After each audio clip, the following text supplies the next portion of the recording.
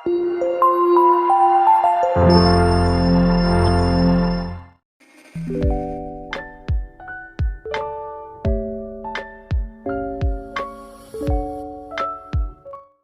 berjumpa kembali para mahasiswa. Berikut ini adalah bagian kedua dari data understanding, eksplorasi, dan visualisasi. Nama saya Imadi Wiryana, saya seorang dosen di Universitas Gunadarma.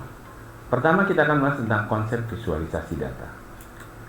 Apa itu disebut dengan visualisasi data? Visualisasi data itu sangat penting sekali dalam era sekarang, karena dengan melihat data orang dapat dengan mudah mengambil suatu keputusan, apakah bisnisnya sedang buruk atau baik. Hal itu dapat dengan mudah para pembuat keputusan dengan cara melihat kepada suatu visualisasi. Disitulah timbul istilah seperti command center dengan menggunakan dashboard. Jadi salah satu kegunaan visualisasi adalah memudahkan bagaimana antar stakeholder berkomunikasi, dan sangat penting bagi para bisnismen saat ini. Bagaimana alasan apa yang mementingkan untuk membuat visualisasi data? Pertama, kita dapat melakukan eksplorasi pada analisis data, kemudian kita bisa bercerita tentang data itu dengan jelas, kemudian kita bisa merepresentasikan data agar orang dapat mengambil kesimpulan tanpa bias. Kemudian kita juga bisa menggunakan visualisasi tersebut untuk memberikan rekomendasi kepada para stakeholder dengan cara melihat, oh ternyata penjualannya tampaknya turun pada tahun-tahun ini. Beberapa hal yang perlu diingat saat membuat visualisasi data. Pertama, visualisasi yang sederhana akan lebih efektif. Visualisasi yang sederhana itu juga akan lebih menarik. Visualisasi yang sederhana akan dapat memberikan dampak. Jadi, belum tentu visualisasi itu harus kompleks, penuh warna, dan lain sebagainya. Tetapi yang penting adalah insight atau apa maksud cerita dari data tersebut akan dapat tergambarkan. Ada berbagai macam visualisasi data. Pertama adalah visualisasi yang sifatnya temporal, menjanjikan dari waktu ke waktu. Kemudian dari data ini kita bisa melihat suatu objek dari waktu ke waktu. Kemudian visualisasi yang sifatnya hierarki. Pada visualisasi hierarki ini kita gambarkan tingkat demi tingkat dari data tersebut. Jadi visualisasi dari sini menunjukkan bagaimana kita bisa mengklasterkan informasi. Kemudian visualisasi yang berbentuk jaringan. Visualisasi jaringan ini menggambarkan data-data yang saling berhubung secara jejaring, misalnya digunakan untuk menggambarkan node link, siapa temannya siapa, tema apa yang paling banyak dibicarakan orang. Ya, ini adalah merupakan visualisasi yang saat ini banyak digunakan untuk menggambarkan keterkaitan satu data dengan data yang lainnya. Visualisasi yang lainnya adalah visualisasi tipe multidimensi, menyajikan berbagai macam data yang memiliki banyak variabel. Ya. Kemudian visualisasi multidimensi ini dapat juga disajikan dalam bentuk 2 dimensi ataupun 3 dimensi. Visualisasi jenis lainnya adalah untuk geospasial. Geospasial itu terkait dengan pada lokasi, ya. Tapi tentu saja geospasial itu tidak hanya digunakan untuk peta biasa, tapi juga untuk misalnya heat map, ya, visualisasi berbagai macam hal di mana kita mengambil kesimpulan dengan posisi dari data tersebut. Ya. Kemudian visualisasi interaktif. Visualisasi ini akan memungkinkan pengguna berinteraksi mengubah visualisasi yang ada. Ya. Visualisasi ini biasanya saat ini memproses data yang bervolume besar, misalnya data log dari web, data log daripada peralatan security, firewall, intruder detection, dan lain sebagainya. Tentu saja data dari media sosial. Ya. Tentu saja kita dari data mentah kita masih harus memproses sebelum kita dapat melakukan visualisasi.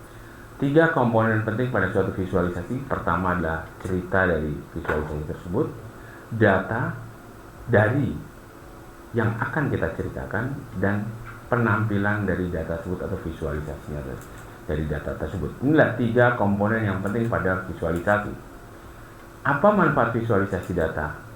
Pertama, kita bisa mentransfer apa yang kita pandang secara lebih mudah. Orang dapat membuat keputusan lebih cepat, analisis lebih tepat. Dengan cara itu kita bisa meningkatkan nilai produk dan jasa. Dan tentu saja waktu pengerjaan analisis ini bisa menjadi cukup cepat. Jadi tujuan itu, 3 tujuan utama adalah kita menyajikan data dan informasi, kita bisa melihat apa yang ada dalam data tersebut, kita bisa melakukan analisis. Ya. Tujuan utama ini kita bisa sama menyajikan dengan pola visualisasi yang tepat, orang dapat mengambil keputusan secara lebih tepat. Apakah kita menggunakan pie chart akan lebih efektif daripada bar chart. Untuk itu, visualisasi digunakan di dalam data science ada dua sisi. Yang pertama adalah sifatnya exploratory data analysis untuk mempelajari data itu sendiri. Kedua adalah visualisasi ketika kita sudah membangun sistem dan data tersebut digunakan sebagai perangkat bantu untuk membuat keputusan. Ya. Jadi disinilah artinya orang melakukan analisis dengan cara melihat visualisasi yang ada. Dengan visualisasi yang tepat, maka semua pihak dapat mengambil peran dalam membuat keputusan, karena data-data yang rumit tersebut sudah disajikan dalam bentuk visualisasi yang sederhana. Ya.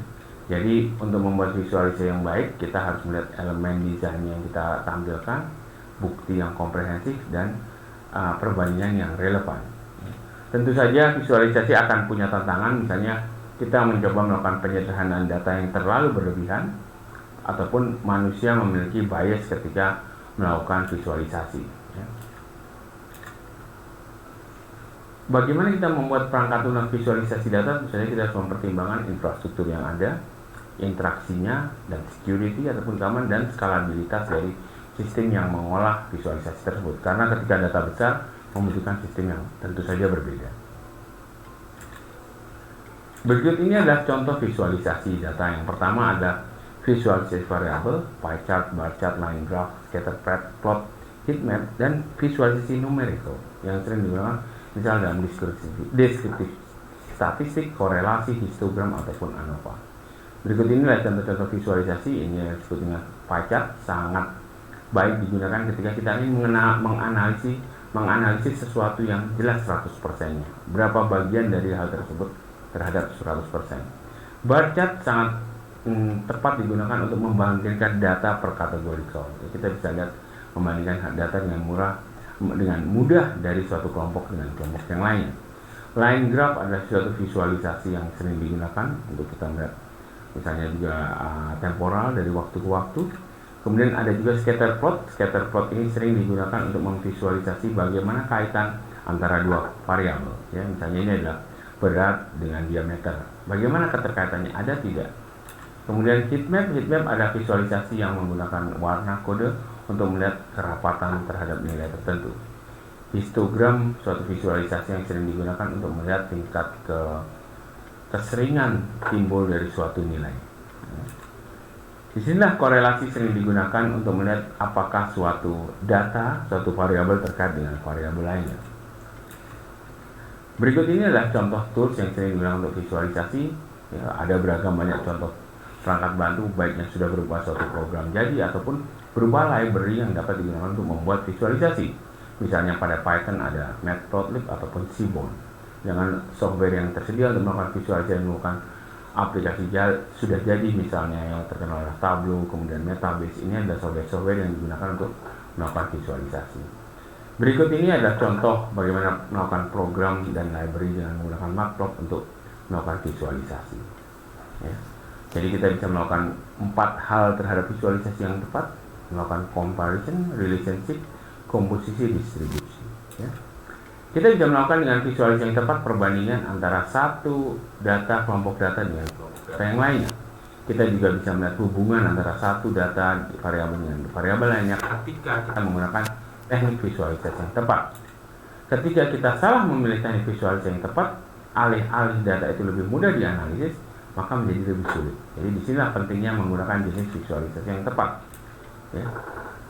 Jadi visualisasi itu sangat mendukung proses mempelajari data. Kita bisa melihat apakah dengan cara histogram kita melihat sekelompok data akan lebih sering keluar dengan data lainnya, ataupun kita juga bisa melihat dari suatu